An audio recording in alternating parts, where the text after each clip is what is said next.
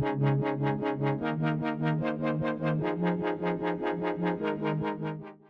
you for the team for the invitation again to the second year in a row, but very different hat. We have been, some of us, for many decades since the first high-level meeting on this morning. I look at the zero draft as well. Recently we were discussing it plenty. I'll be a bit critical. I think that this community needs to understand better the wider determinant, not what Dr. was referring to climate change, but from a financing perspective. We are getting it wrong. And I would start just, if you want to have a look at the papers that are submitted for the World Health Assembly and the EB on the UHC approach, and the papers are quite interesting. First of all, it's not that the NCD agenda only is not on track. The overall universal health coverage approach is not on track. We have already shown that 4.5 billion people were not covered by essential health services in 2021.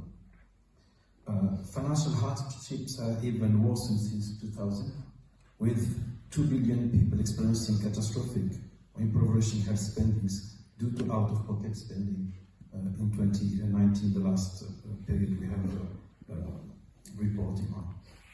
And despite the fact that some countries, 30% of them, have increased UHC during the initial phase of 2000 to 2015, most of them have stalled since then, including, of course, worsening because of the COVID pandemic.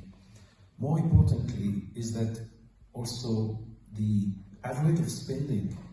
We have 11% of the world population live in a country that spend less than $50 per person per year on health, while the West average per capita spending was $4,000 in high-income countries.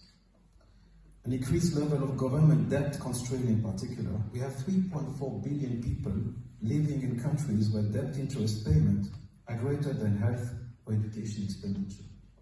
So if we don't understand this as a premise for the discussion, all the rest are small fixes. It's not by excise taxes that we will fix the problem. I was 2 weeks ago on the board of a meeting of the Global Fund, with the target of 80 billion to preserve 25 years of investment for the 3 diseases. And it was a green pictures where countries now are facing cuts. US funding had tremendously also somehow reshuffled the cards, and somehow it's an opportunity for countries. At the core of this is how we prioritize health at a domestic level. And I think the recommendations that are made to increase domestic funding, for sure, are important. But within the global landscape, we need also to understand what fiscal space is being provided for countries to be able to make. There is a leadership that needs to come from the countries. But the element of the cancellation of the debts in particular, or some aspect about conditionalities, about how this debt can be revisited to allow countries also to invest in education, in health. And some aspects that for me are missing. There is a lot of echo chambers about formulation that lead not to the granularity that we would like to see. Universal coverage, out-of-pocket spending, we see all these buzzwords within the document. But fundamentally, there are also some fallacies that we need actually to address. Innovative financing, I don't know what it means. For many of the proposals that I saw, it's private sector capital being invested, and distorting the discussion about public-funded primary care approaches. And I think there are some fundamental elements that we need to ask. If we want to have the NCD, we need to be much more granular. And there are examples. I mean, Professor Reddy was mentioning Thailand. But Thailand has spent 30 years on the path for universal coverage. It didn't happen overnight.